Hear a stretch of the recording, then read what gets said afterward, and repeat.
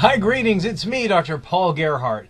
And if you're a leader, and no matter what level of an organization you're at, you really have to understand the dynamics of professional performance and sustaining discipline. Now, discipline is a word that we probably like to shy away from, but let's face it, without the right people doing the right things at the right time, organizational change does not sustain, and your organizations can become a little bit weaker. And it just takes one person not doing the right things to make the organization get off course from mission and vision, and ultimately customers and stakeholders won't be satisfied with what they have, and will have an opportunity to look for new places to go to do business with. And so in order to keep every organization strong, it really is important to understand what professional performance really looks like. And we as leaders really need to take a look at ourselves first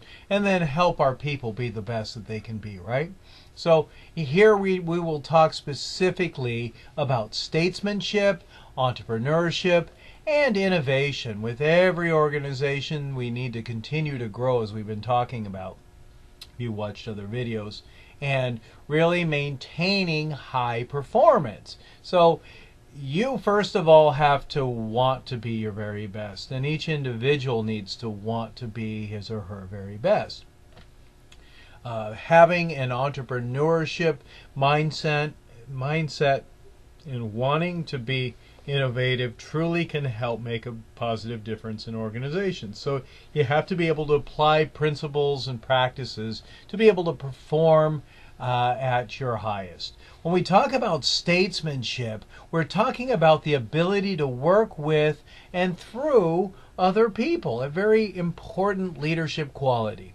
Statesman is a skillful in many different things, but especially in human relations. And it's the ability to multiply personal accomplishments through the efforts of others. And isn't that what we do as leaders? We truly have to be able to motivate and inspire people to stay on vision, be able to help move through organizational change, as that's something that's got to be consistent, and be able to create a culture where people embrace the change and want to make their organization as strong as they can be. And so really thinking of yourself as a statesman and being able to act like a statesman through everyday activities. And so that includes seeking ideas and opinions of other people, going out of your way to help other people, seeking consensus in settling disagreements, and the ability to work with people has got to be above and beyond, and really recognizing the power of involving other people in decisions that affect them. I know that's something that we've been talking about in almost every video, is about engaging followers and helping them participate in organizational change creation and in day-to-day decision-making processes. So really developing excellent human relations skills is absolutely important. We can't forget that. You have to let people know where they stand. You've got to give credit where it's due. Tell people as soon as possible about changes that are going to affect them, and make the best of what people have to offer. You hear me talking about leveraging the diversity of your team. It's so important. Essentially, if you want to move through change, that's going to come up with problems. And so I want to talk just briefly about the 4-step method for problem solving. 1, get the facts. 2, weigh and decide. 3, take action. And 4, follow up. And out of all of these steps, I think it really is important to make sure that you've got that follow-up in place. Maybe putting things on a calendar to remind you to take the follow-up. But make sure you know what you don't know. Sometimes things look like you've got all the facts in line, but you might only have a small picture of it. And then we have to have our biases checked too as we are making decisions too, right? Having the entrepreneurship mindset is really important. And having that entrepreneur mindset really is about looking at creating a better future. Really recognizing what it takes to achieve those results and being able to remove the obstacles as they come around. So being action oriented and achievement oriented really will help you be a more effective leader and help your people be the best that they can be too, because every employee needs to have the entrepreneurial mindset too. So some behaviors that represent entrepreneurship can help you gain top results, can help you be able to take risks or gamble, how things can turn out. Being able to stick with work plans and being able to maintain high performance and being able to find ways to get things done. I think being an entrepreneur really means navigating challenges, and with any organizational change for large organizations or small organizations, you really have to be able to maintain focus and be able to navigate situations with win-win in mind, right? So you have to believe in yourself. You have to be willing to take risks and then be aware of what bad habits that you have and that your people have and help them work through those bad habits to perform habits that help you really get amazing results. Reward good behaviors. We talk a lot about small wins, rewarding small wins along the way. You can't forget about how important it is to praise and recognize good work. Remember that a fear of failure can often paralyze people, and then when people are failing to action, opportunities are missed. And so achievement is reduced. So ultimately, you have to have a positive, solid strategy that's built with all stakeholders in mind and with the help and insights of stakeholders. And then you need to execute, make sure that every organizational member is doing what he or she really needs to do to make it happen. And then be open to creating a culture of innovation. And that's about really being able to generate new and usable ideas that make the organization stronger. That's why organizational change is so important. You must continually search for better ways to do things. Encourage your people to do that. You have to change your whole approach at how you do things. And build your reputation for being a creative person and one who rewards innovation when you have team members who are doing the same thing. So you got to keep an open mind, question things with a positive attitude, and then really find ways to generate new ideas. Create systems that help create these new ideas. I'm not a big fan of the Walmart Corporation, but you can't deny their success. They're one of the largest American companies, and they've spread across the globe, right? And so their secret to success really started with Sam Walton, who truly was a statesman and was truly entrepreneurial and really find ways to become innovative in what it is that he did. And with that, he recognized that hard work, building a team, and then breaking all rules truly were key to his organization's success. 3M is another large global company that has some really key rules to creating amazing, successful change. 1, set innovation goals. 2, commit to doing research. 3, supporting new ideas. 4, facilitate flexibility. 5, satisfy the customer. And 6, tolerate failure. So really recognizing that leaders may be creating more successes for themselves with the right attitude and mindset, but they also hold people back with the wrong mindset and a limited mindset. So helping people be the best they can be is really important. So the The philosophy of level 5 hierarchy is really important to understand. If you want to be a level 5 leader, as we talk about in the literature, it really is, this is Jim Collins' work, you really have to recognize what each level looks like. At level 1 is a highly capable individual. These people make productive contributions through talent, knowledge, skills, and good work habits. Level 2 is the contributing team member, and they contribute to achievement of group objectives. They work effectively with others in group settings. Level 3 is really about being a competent manager. They organize people, resources towards the effective and efficient pursuit of predetermined objectives. Level 4 is effective senior leadership, in that they catalyze on commitment to and vigorous pursuit of clear and compelling visions, stimulate the group to create higher performance standards. And of course, level 5 really is about building and enduring greatness, and that really is about helping each person be as professional and productive as they possibly can. So if you are a level 5 executive, what do you think you have to do on a daily basis? Well, if humility came to your mind, that's a good one. You have to be able to manage people, and managing people means that you need to be approachable. It means that you have to be able to help people be the very best that they can be at all times. And so that's about not winning at any cost, but really valuing individuals and helping them feel like they are achievers. So with personal humility, this is about really being modest, not worrying what the public thinks of them, not being boastful.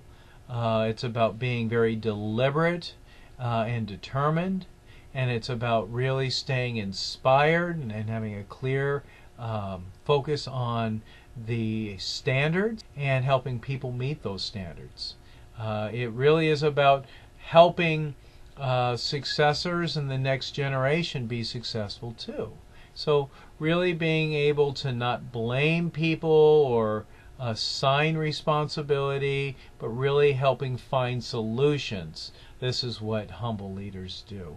Having a high standard for individuals is very important. So helping people become good to great really means giving them the right support and being able to hire the right people to do the job and grooming the right people to continue to grow.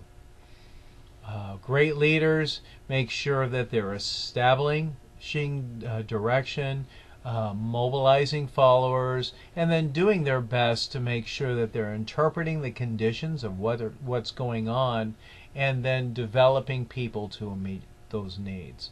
Benchmarking is something that every great leader really must do. As we talk about organizational change and making organizations as successful as possible, they have to be aware of what that search for excellence really should look like. Is your organization setting the tone for excellence, or can we learn from other organizations who are doing similar things? So really being open-minded and evaluating how well your organization is doing, and then appropriately benchmarking things. We talk a lot about the 5 P's for success, which essentially really are prior planning prevents poor performance, and that really is important. So making sure that as you create organizational change, you have very high and clear standards, and then you plan accordingly. It's all about the execution of a strategy, and being able to manage people to give their very best and work together in their teams to be able to accomplish organizational goals. That's what the leader should continue to focus on. And that sometimes means that if people need to improve, you have to do what we call behavior modification. And that really involves essentially goal setting, feedback on performance, and then positive reinforcement. People want to feel like winners. People want to spend their days at a job that they enjoy that's not a drudgery. So how are you doing at creating that type of environment? Some elements that are important for effective discipline in order to help people make sure they're meeting organizational goals are making sure that the roles and responsibilities are clearly defined, that you have clear rules and guidelines that are in place and easy to access, and then that there are effective methods and procedures for taking corrective action. Things have got to feel fair for people. This sense of fairness and justice really helps move people or stops people, depending on how it's perceived. So making sure that you are aware of permissiveness, rigidity, and inconsistency. These are discipline problems, and permissiveness really is about untrained, being poorly organized, and unproductive. Rigidity may cause employees to fear or hate authority and feel anxious or guilty about making mistakes. And as leaders, you really do set the tone for each individual. So you have to be aware of how you are perceived by your followers because you may be creating some of these problems. And that's why we have to look at inconsistency. We consistent in how we treat people and in what we're saying in order to help people really understand what's expected of them, help them understand what's appropriate and what's not appropriate. Let's face it, if you have to bring, instead of losing an employee, you have to bring people back into doing the right thing. And that really means that you as a leader have to model caring about the work and caring about people. People truly have to matter. We all have BS meters inside of us, right? Bologna sandwich. So helping people know what they don't know and helping them feel like they truly are cared for matters. When you are considering corrective action, or your people, your leaders that report to you are considering corrective action, you really have to make sure they're doing the right thing. This is relationships are fragile, and this is something that can make or break a team. So make sure that the values of the organization are clear, and that people are aligned with those values. Making sure that clear rules are established, and making sure that people are involved in those rulemaking. They have to understand why it's important.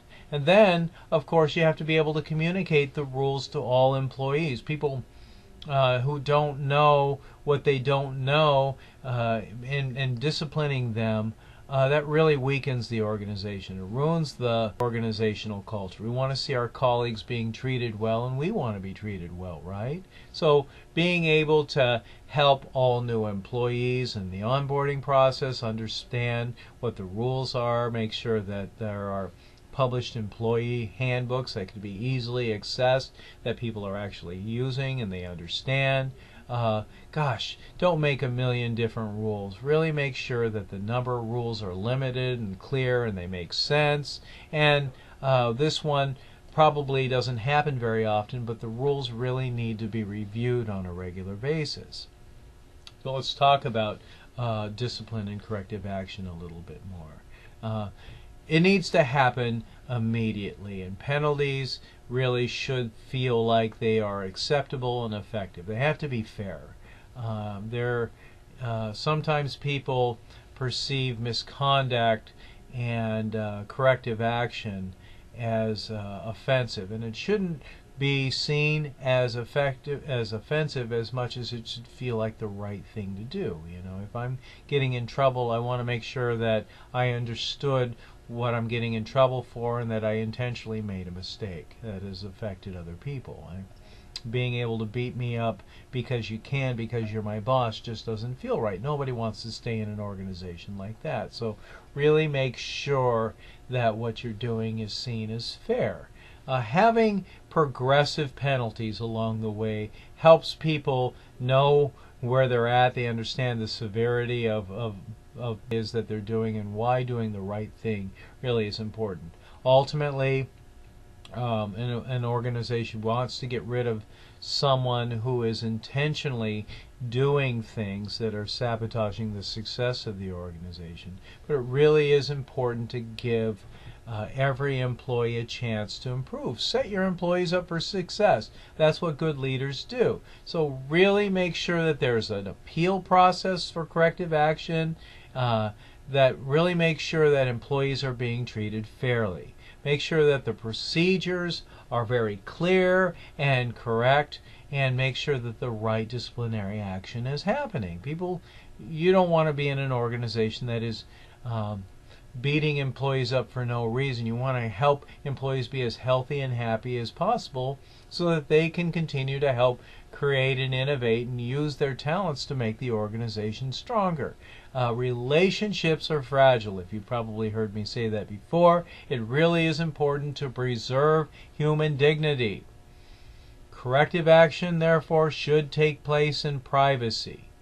Don't criticize the person, you criticize the act. Consider the person and consider the actions, but make sure that you're talking about the actions and not the person. You really want to be effective. You can't rush this. You really have to fully consider all sides of the problem. That means you need to give the employee a chance to talk about it, and you generally must hear the person before you ultimately decide what to do. If you've made a mistake, you've got to do the right thing and admit your error. Remember, sometimes our biases cause us to see something one way when actually something else may happen. So how you see things affects what you get, and it affects what you do. So really make sure that you're not corrective action to someone that really doesn't deserve it, or you're going to make the organization weaker. Don't be a jerk. And end the corrective action on a positive note. People must feel like you care about them as a human being, and they must recognize what they did was wrong. If it really was wrong, don't make them eat something that really wasn't theirs. Write this down. The burden of proof and fairness is on the accuser. So as a leader, if you want to maintain your strength as a leader, you need to be fair. You need to really do your homework, and you can't be lazy about it. Be sure that the rules are enforced consistently, that the employee was informed about the rule, and that the employee really did break the rule, and that it can be proved that the employee broke the rule. Don't discipline someone if they really didn't do it and you can't prove it and you just feel like it. That makes the organization weaker, right? Corrective measures truly must be seen as fair. So obtain agreement that there is a problem, as you're talking to the employee, or your people are talking to their employees if they're coaching them through corrective action. If you can't get to an agreement, then inform the employee that employment will most likely be ended. So you don't want to threaten people's jobs, but you really must help people understand what they did and how it was wrong. Avoid negative emotions. Relax before your meeting with the employee. Remain calm. Once the corrective action is done, clean the slate. What's done is done. Give this person an opportunity to be successful. Avoid having double standards. Rules and standards of conduct really should be the same for all people, and they should be enforced equally. Enforce rules consistently and firmly. Discipline measures really should be seen as fair, necessary, correct, immediate, and constructive. And leaders really must be able to stick with their decisions. So do the right thing. Make sure you're double checking that you are doing the right thing. If you make a mistake, do the right thing. Make sure that you are building goodwill and helping people improve. So let me share these 4 steps for solving performance problem. 1, obtain agreement that the problem exists. 2, mutually discuss alternative solutions. 3, mutually agree on action to be taken to solve the problem. And 4, follow up to evaluate results and provide encouragement. I mean, people are people. People make mistakes, and helping preserve their self-esteem is one of the best things that you can do to earn and build trust and help save an employee. You don't want to lose their experience to make your competition stronger. Discipline is an important ingredient for organizational success. People will make mistakes, but it's your job to really make sure that you're helping maintain high morale. You're helping make sure that people are continually developing and being the best that they can be, and you're continually helping each of your employees focus on getting the results that you expect, and by removing obstacles and helping everyone in your organization be successful. That's it for you today. Some thoughts for you to consider. I apologize that this is 25 minutes, but I hope that you're taking away something that you can apply today. And more importantly than that, I hope that you have a great day, because only you get to choose how you feel about it. I'm Dr. Paul Gerhardt.